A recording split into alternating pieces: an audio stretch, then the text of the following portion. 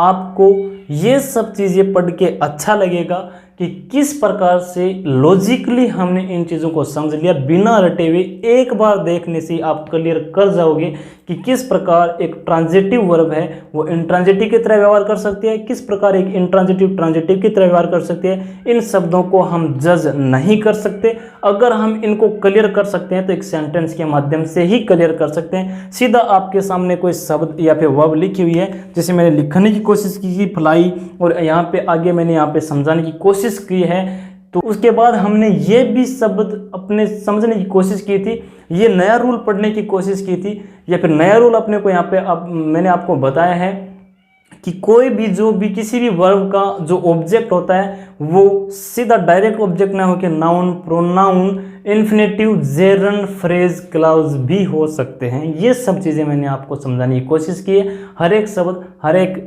Slide में, हर एक sentence में एक एक चीज़ मैंने आपको समझाने की कोशिश की है।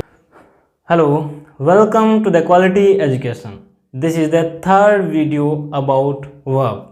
इससे पहले हमने 2 वीडियो में वर्ब का सबसे पहले इंट्रोडक्शन, उसके बाद वर्ब के टाइप कि कितने टाइप की वर्ब होती है, सबसे पहले हमने मार्क किया था ट्रांजिटिव और इंट्रांजिटिव को। उससे पहले मैं ये बताऊं आपको कि जो भी वर्ब थी उसके बारे में एक अलग डेफिनेशन पढ़ने की कोशिश की थी, उसको अच्छी प्रकार से डिफाइन किया था कि एक जो वर्ब होती है वो हमेशा एक्शन दिखाए, या फिर verb is an action word, ये कहना गलत तो नहीं लेकिन अधूरी जानकारी है। ये मैंने आपको समझाने की कोशिश की थी कि वर्ब हमेशा एक्शन नहीं दिखाती, स्टेट भी दिखाती है, पोजीशन, हैपनिंग, ये सब चीज़ें भी दिखाती है। तो वो चीज़ें मैंने पहले वाले वीडियो में समझाई थी। उसके बाद सेकंड वाले में कि ट्रांजिटिव और इंट्रांजिटिव जो वर्ब होती है उनको कैसे पहचाना जाता है, बिना शब्दों को रटे लॉजिकली कैसे पहचाना जाता है कि कौन सी ट्रांजिटिव है और कौन सी इंट्रांजिटिव है। ट्रांजिटिव अगर वर्ब है तो उसको ट्रांजिटिव कहते क्यों है, और इंट्रांजिटिव है तो इंट्रांजिटिव को इंट्रांजिटिव कहते क्यों हैं, ये सब चीज़ें मैंने पहले समझा दी है। तो जो पहली बार देख रहे हैं तो प्लेलिस्ट में जाके उन वीडियोस को विजिट कर सकते हैं, जो आपके लिए बहुत हेल्पफुल और बेनिफिशियल हो सकते हैं, जिसमें आपको आसानी से बिना रटे हुए लॉजिकली हर चीज़ों को समझाया हुआ है। आज हम बात करेंगे कि ट्रांजिटिव जो वर्ब होती है और इंट्रांजिटिव जो वर्ब होती है उनको पहचाना कैसे जाता है। क्यों कि एक शब्द आपके सामने लिख दिया मैंने, जैसे आपके सामने एक शब्द लिख दिया, वर्ड जिसको बोलेंगे कि फ्लाई, ये आपके सामने लिखा हुआ है, और आपको कोई पूछ भी ले कि ये जो वर्ब है ये ट्रांजिटिव है या फिर इंट्रांजिटिव है, तो हम किस प्रकार जज कर सकते हैं इसको। शब्द को देख के कभी भी वर्ब के रूप में ट्रांजिटिव और इंट्रांजिटिव के रूप में जज नहीं कर सकते। कहने का मतलब गिवन सेंटेंस ही बताएगा कि वर्ब ट्रांजिटिव है या फिर इंट्रांजिटिव। सेंटेंस के बिना हम जज नहीं कर सकते कि ये जो वर्ब है ये ट्रांजिटिव है या इंट्रांजिटिव। क्यों कि मोस्ट ऑफ वर्ब, इंग्लिश में मोस्ट ऑफ जो वर्ब होती है वो ट्रांजिटिव और इंट्रांजिटिव के रूप में बिहेव की और कराई जा सकती है। आई रिपीट कि इंग्लिश में मोस्ट ऑफ जो वर्ब है वो दोनों प्रकार से ट्रांजिटिव और इंट्रांजिटिव के रूप में बिहेव की और कराई जा सकती है। कहने का मतलब यहाँ पे स्लाइड के माध्यम से ऐसी वर्ब पढ़ेंगे, जैसे ये फ्लाई है, इसको इंट्रांजिटिव के रूप में भी पढ़ेंगे और ट्रांजिटिव के रूप में भी पढ़ेंगे। कहने का मतलब ये दोनों प्रकार की वर्ब होती है, तो ये जज नहीं कर सकते कि फ्लाई ट्रांजिटिव है या इंट्रांजिटिव। गिवन सेंटेंस ही बताएगा कि ये ट्रांजिटिव है या इंट्रांजिटिव। ज़्यादा टाइम वेस्ट नहीं करते हुए ये सब चीज़ें एक स्लाइड के माध्यम से समझाने की मैं कोशिश करूँगा। थोड़े ऑकवर्ड जरूर लग सकते हैं आपको जो सेंटेंस या फिर गिवन जो वर्ड हैं वो, लेकिन एक चीज़ सेंटेंस के माध्यम से आपको आसानी से समझ में आ जाएगी। उससे पहले हमारा एक रामबाण जो मैंने बताया था कि जो प्रीपोजिशंस है जो हमेशा अपने साथ ऑब्जेक्ट रखती है, उसके बाद वर्ब है वो भी अपने साथ हमेशा ऑब्जेक्ट रखती है, लेकिन मार्क ये करना चाहूँगा कि वर्ब हमेशा ट्रांजिटिव होगी, इंट्रांजिटिव कभी भी अपने साथ ऑब्जेक्ट नहीं रखती। ये डेफिनेशन पहले ही हम क्लियर कर चुके हैं। उसके बाद किसी भी कोई भी सब्जेक्ट है, किसी भी सब्जेक्ट और ऑब्जेक्ट है कोई भी सब्जेक्ट और ऑब्जेक्ट वो हमेशा नाउन और प्रोनाउन भी हो सकते हैं। कोई भी जो सब्जेक्ट और ऑब्जेक्ट है किसी सेंटेंस का वो नाउन और प्रोनाउन हो सकते हैं।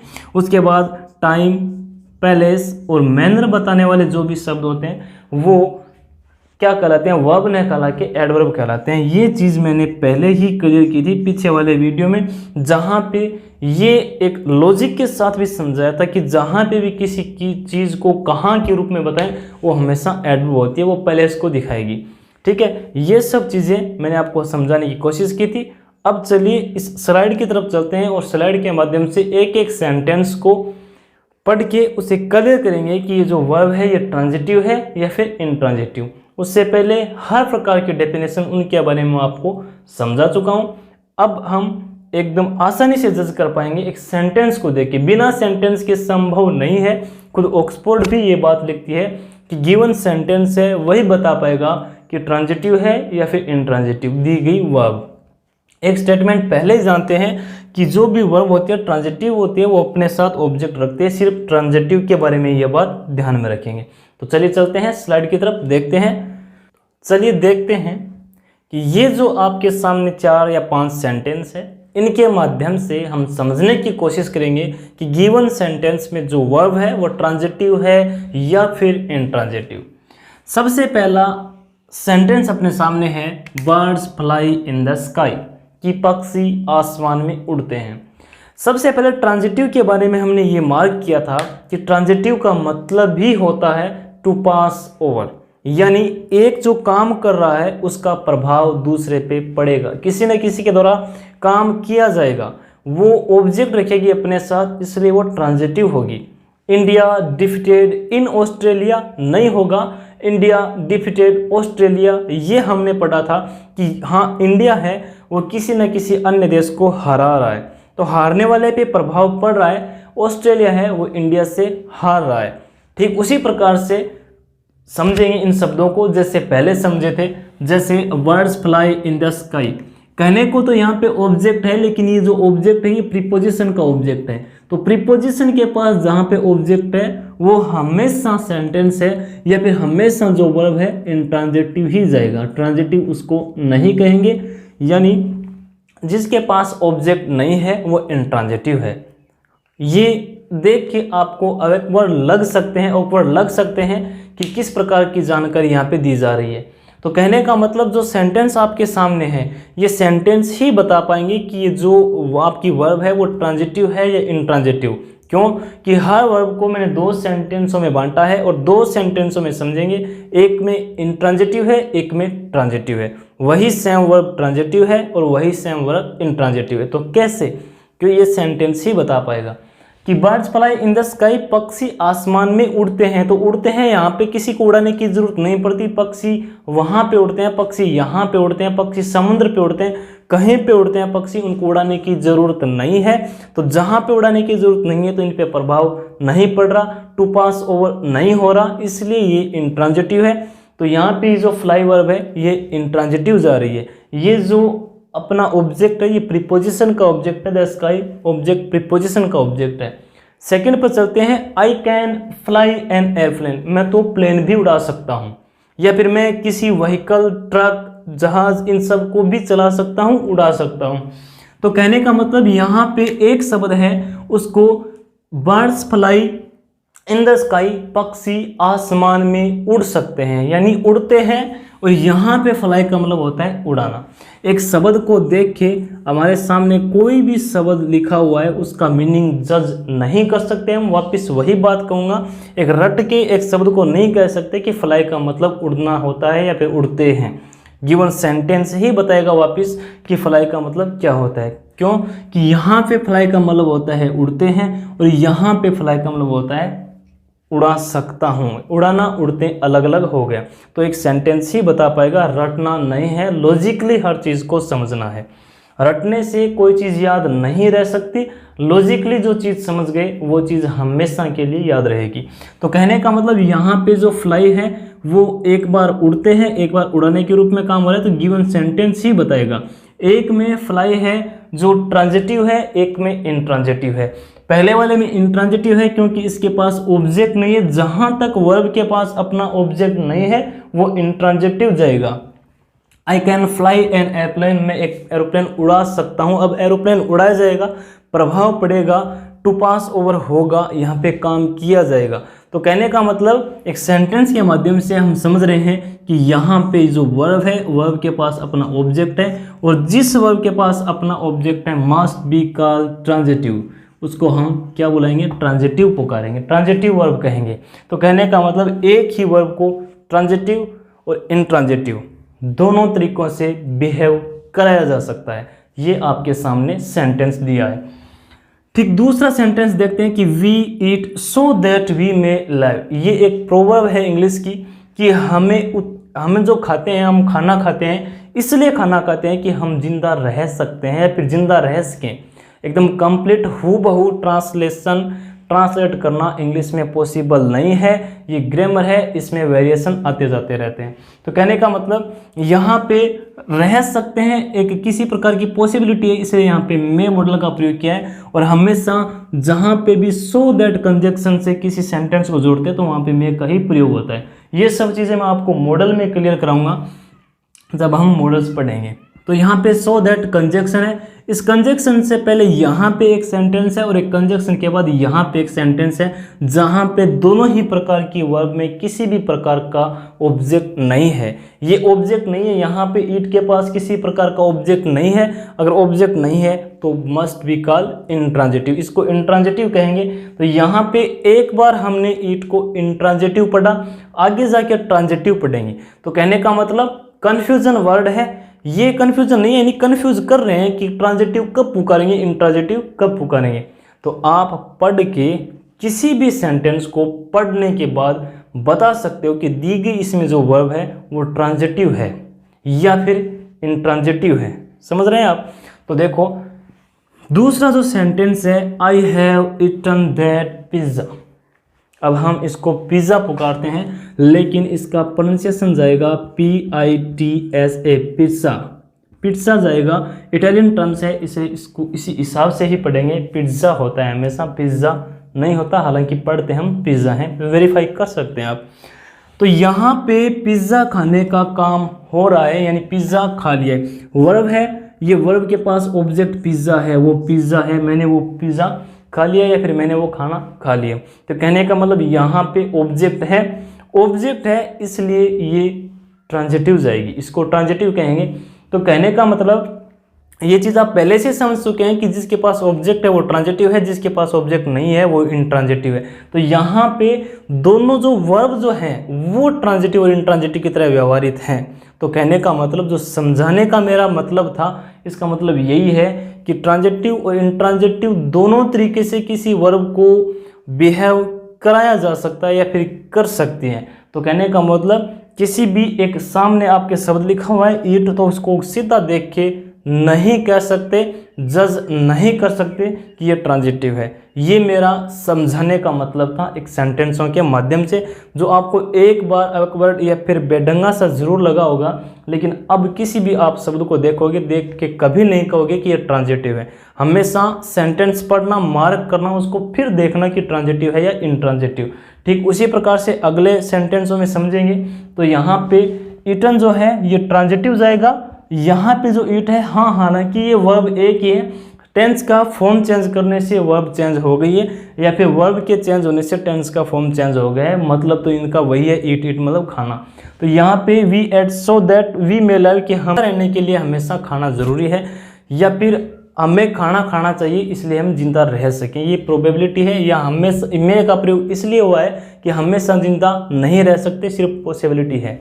आगे चल के देखा कि I have eaten that pizza, pizza हमने या फिर मैंने वो पिज़्ज़ा खा लिया, वो जो खाना वहाँ पे पड़ा था वो मैंने खा लिया। तो यहाँ पे खाना जो है या फिर पिज़्ज़ा जो है वो क्या जा रहा है, इसका ऑब्जेक्ट जा रहा है, इसलिए ट्रांजिटिव है। तो कहने का मतलब सेंटेंस के माध्यम से ही आप इन चीज़ों को जज कर सकते हैं। ही फाउट वेरी वेल, कि वह बहुत अच्छे से लड़ा। यहाँ पे वेरी और वेल दोनों की दोनों एडवर्ब है, किसी भी प्रकार का ऑब्जेक्ट नहीं है। जहाँ पे ऑब्जेक्ट नहीं है वहाँ पे इंट्रांजिटिव बुलाएंगे उसको।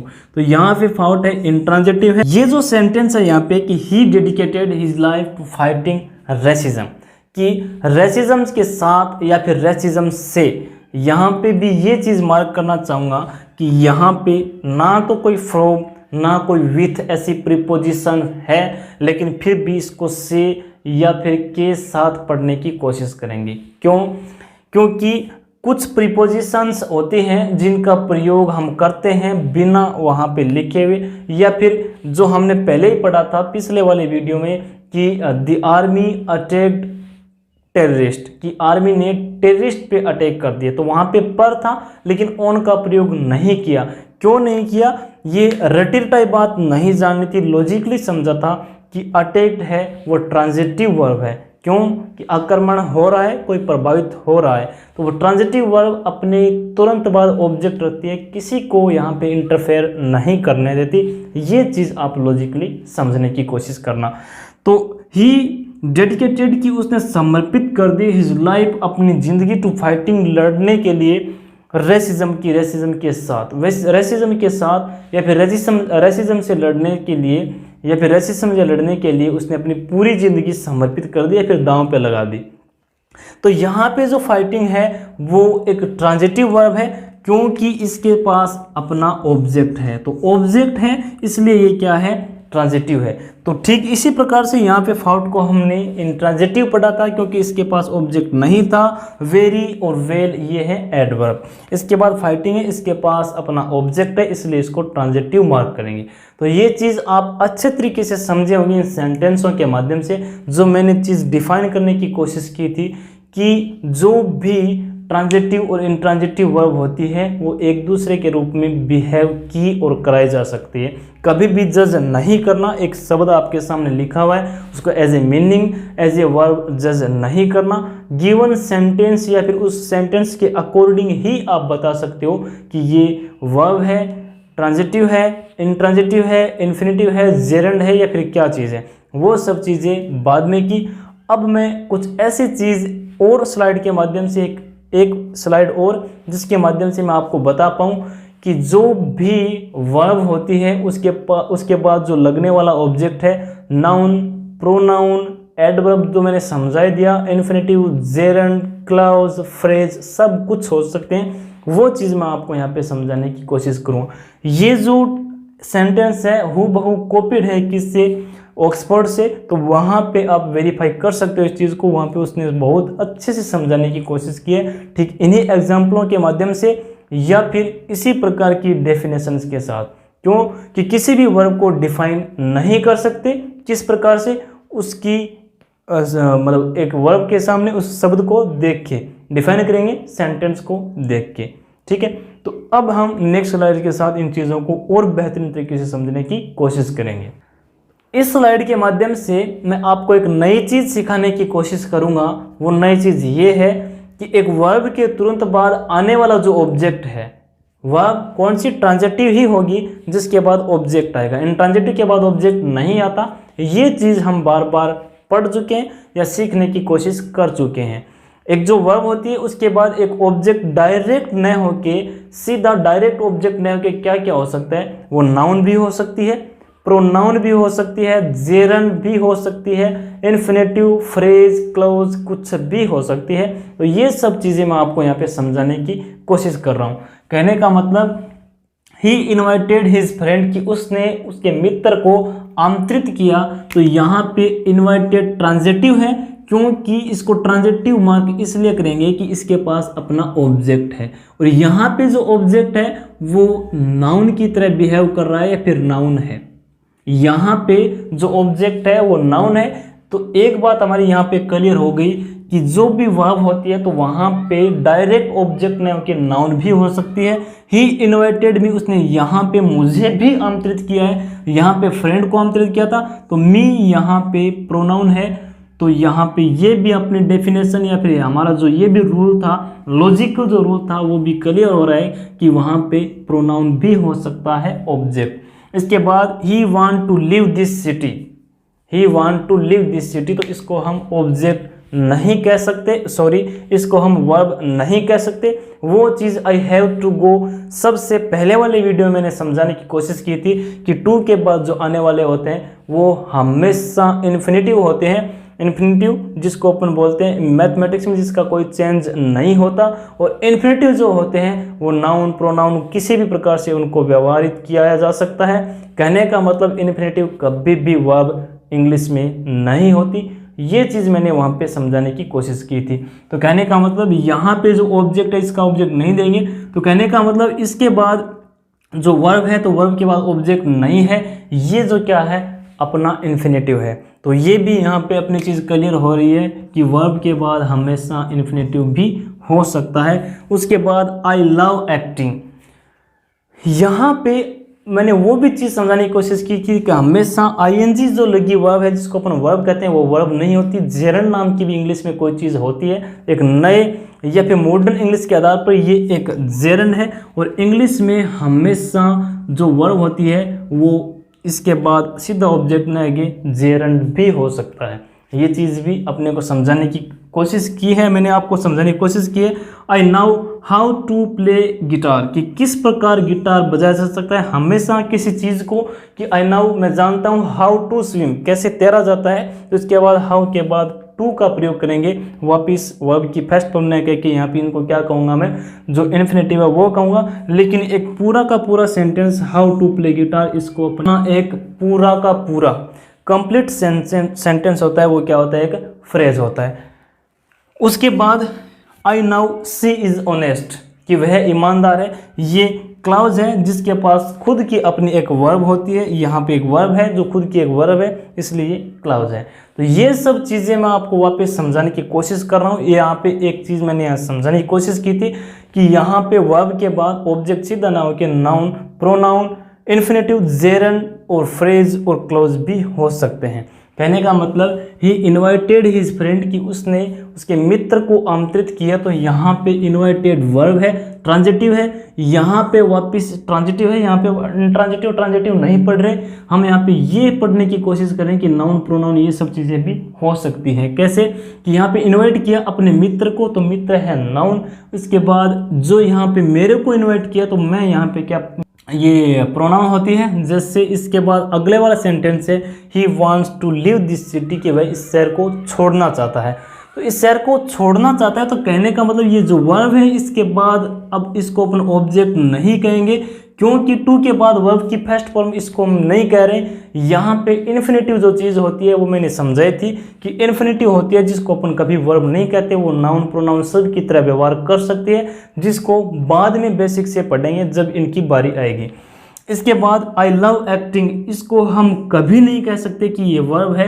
अगर वर्ब है तो यहाँ पे देखने की कोशिश करो कि किस प्रकार से ये वर्ब है। वर्ब नहीं है, जेरन है यहाँ पे, तो एक जेरन के रूप में भी व्यवहार कर सकते हैं। यहाँ पे लव के बाद ऑब्जेक्ट नहीं है। इसके बाद एक दूसरा सेंटेंस अगर यहाँ पे लिखने की कोशिश करूँ, आई लव एक्टिंग सिंगिंग कुछ भी, आई लव, अगर इसके बाद यहाँ पे मैंने लिख दिया यू, तो यहाँ पे यू क्या हो जाएगा, प्रोनाउन हो जाएगा। तो किसी भी सेंटेंस में, एक सेंटेंस में नहीं, किसी भी सेंटेंस में वर्ब के बाद आने वाला जो ऑब्जेक्ट है वो प्रोनाउन, नाउन, इन्फिनेटिव, जेरन सब हो सकते हैं। तो यहाँ पे एक्टिंग है, यू अगर कर दिया, हिम, हिज, यार कुछ भी कर दिया तो वो क्या होंगे, प्रोनाउन हो सकते हैं। I know how to play guitar एक कंप्लीट सेंटेंस है, और कंप्लीट सेंटेंस को हमेशा फ्रेज कहेंगे। फ्रेज के पास अपनी वर्ब नहीं होती। अब आप कहोगे ये सब आप क्या कर रहे हो, तो आपके सामने लिखा हुआ है कि ये क्या होते हैं, फ्रेज है, और इन्फिनेटिव नाम वाली चीज़ मैंने आपको समझाई थी। उसके बाद I now see is honest, कि वह क्या है, ईमानदार है, मैं उसको जानती हूँ। वापस यहाँ पे वर्ब है, आई नोइंग हिम, ये सब अपन लिखते हैं, लेकिन वहाँ पे प्रोनाउन हो जाएगा सी इज़ ऑनेस्ट। तो ऑनेस्ट है, यहाँ पे क्लाउज है, और क्लाउज के पास अपनी क्या होती है, वर्ब होती है। तो ये सब चीज़ें मैंने आपको जो समझाने की कोशिश की है, उम्मीद करता हूँ आपके लिए फ्रूटफुल रहेगी। आपको ये सब चीज़ें पढ़ के अच्छा लगेगा कि किस प्रकार से लॉजिकली हमने इन चीज़ों को समझ लिया बिना रटे हुए। एक बार देखने से आप क्लियर कर जाओगे कि किस प्रकार एक ट्रांजिटिव वर्ब है वो इंट्रांजिटिव की तरह व्यवहार कर सकती है, किस प्रकार एक इंट्रांजिटिव ट्रांजिटिव की तरह व्यवहार कर सकती है। इन शब्दों को हम जज नहीं कर सकते। अगर हम इनको क्लियर कर सकते हैं तो एक सेंटेंस के माध्यम से ही क्लियर कर सकते हैं। सीधा आपके सामने कोई शब्द या फिर वर्ब लिखी हुई है, जैसे मैंने लिखने की कोशिश की थी फ्लाई, और यहाँ पे आगे मैंने यहाँ पे समझाने की कोशिश की है, तो वहाँ पे किस प्रकार के, जैसे एक ईट शब्द को, एक ईट वर्ब को लिया था, तो दोनों तरीके से उसको अपने व्यवहार कराया है कि वो ट्रांजिटिव है और इंट्रांजिटिव भी है।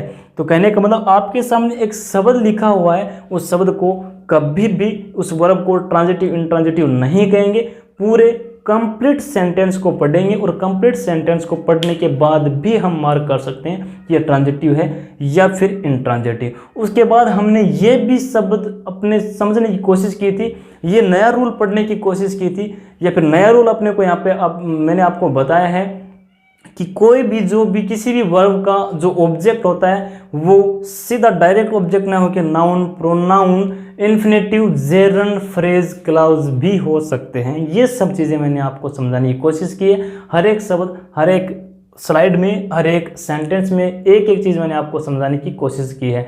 तो यहाँ पे आप किसी शब्दों को जैसे कह सकते हो कि यहाँ पे पहले वर्ब है, पहले का मतलब खेलना होता है, तो खेलने का काम हो रहा था, वर्ब है, तो नहीं है। रट के किसी शब्दों को याद करके नहीं कह सकते कि पहले का मतलब खेलना है तो वर्ब है।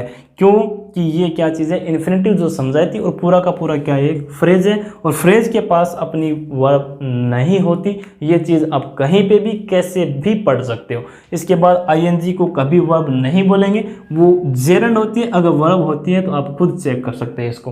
तो ये सब चीज़ें मैंने आपको समझाई। उम्मीद करता हूँ ये सब चीज़ें आपके लिए फ्रूटफुल रहेगी। ये सब चीज़ें आप अच्छे से सीखने की कोशिश करोगे। नई चीज़ जो आपको समझाने की कोशिश की बिना रटे हुए, एक बार देखने पे भी आपको ये चीज़ क्लियर हो जाएगी। कभी भी किसी प्रकार के ट्रिक की ज़रूरत नहीं है, रटने की ज़रूरत नहीं है। लॉजिक से इन चीज़ों को आप समझ सकते हैं, पढ़ सकते हैं। नेक्स्ट वीडियो में कन्फ्यूजन जो वर्ब होती है वो पढ़ने की कोशिश करेंगे, साथ साथ टेंस को भी क्लियर करने की कोशिश करेंगे। एक एक वीडियो है वो सब के डालने के बाद सेपरेट प्लेलिस्ट बन रही है आपकी, तो उन सेपरेट प्लेलिस्ट के माध्यम से आप विजिट कर सकते हैं, हर एक चीज़ को आप देख सकते हैं।